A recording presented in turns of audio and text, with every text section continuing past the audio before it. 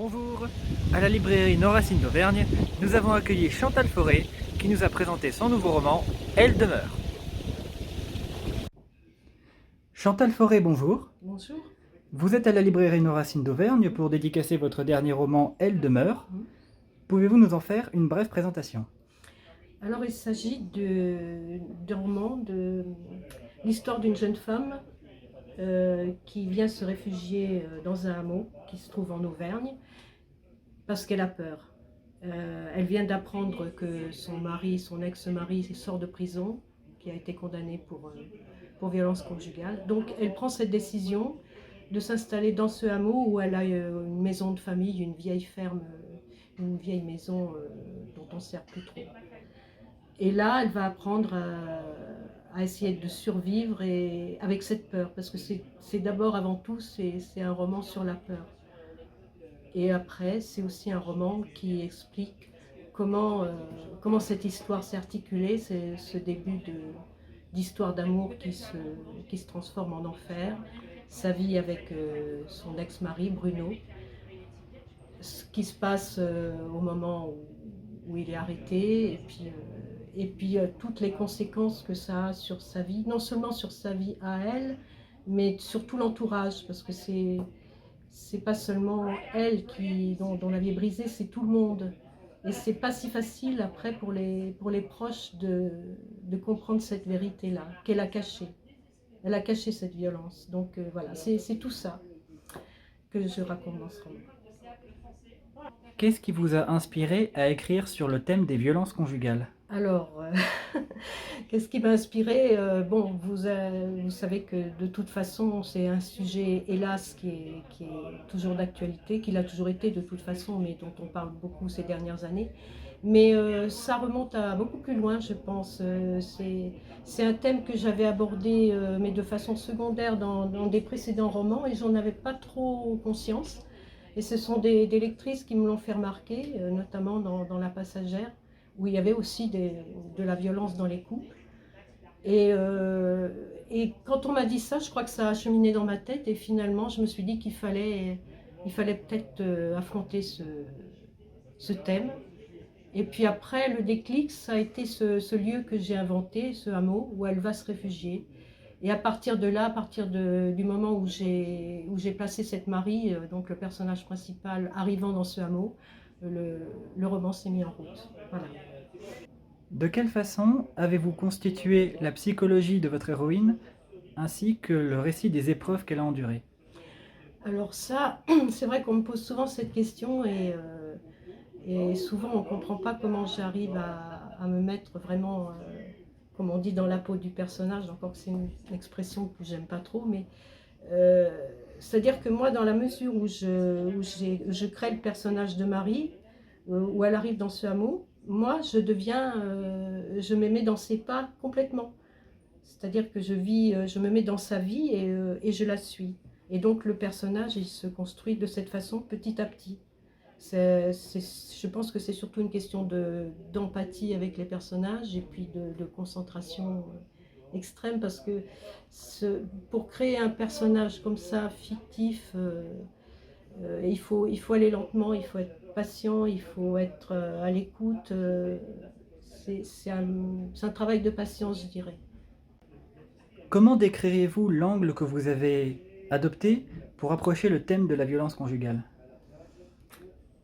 Ben, c'est-à-dire que j'ai essayé de le prendre après pour, euh, pour ensuite, euh, pour ensuite en refaire l'autopsie, si vous voulez, c'est pas le mot, mais euh, oui, c'est ça, c'est que j'ai essayé de partir du fait accompli, tel qu'on peut le lire par exemple dans un compte-rendu de journal, on en lit tous les jours.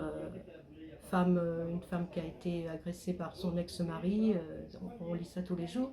Et en fait, quand on lit ça dans un journal, on a quand même un bref compte-rendu, en fait, on ne sait rien. Et moi, à partir de cette vérité-là, j'essaie de recréer tout ce qui s'est passé avant. Et j'essaie de le recomposer. Et ça se construit petit à petit. Mais au départ, je savais assez peu de choses sur Marie. Je partais avec ce thème Elle est divorcée, son mari sort de prison, elle a peur parce qu'elle sait qu'il va revenir. Donc il y a vraiment la première motivation, ça a été de faire un livre sur la peur, vraiment. Et comment qualifieriez-vous la psychologie et l'évolution psychologique de cette survivante de violences conjugales en rapport avec le thème de la peur? C'est-à-dire que là, elle a une connaissance intime de l'homme avec lequel elle a vécu pendant une vingtaine d'années.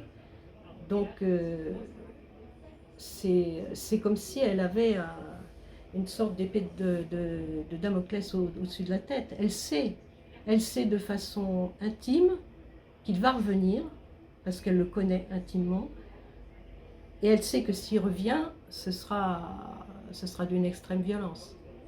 Ça, elle le sait. Donc à partir de là, la peur, elle est dans le corps, elle est de tous les instants.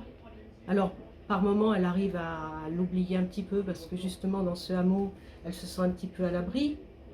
Mais la peur, elle est inscrite dans tout son être. Et puis, elle est blessée quand même, cette femme-là. Elle a des séquelles. Elle boite. Elle a une cicatrice à la joue. Donc, il en reste des traces visibles. Donc, sa peur, c'est pas une peur comme ça qui s'appuie sur rien. Et je crois qu'elle est la seule. Son entourage, je crois, n'a pas du tout conscience de ce que ça représente. Parce que tout le monde lui dit, oh mais c'est bon, il a changé, il a payé sa dette, voilà, tu ne risques plus rien. Je crois qu'elle est la seule à savoir intimement que c'est pas la vérité, qu'elle risque encore.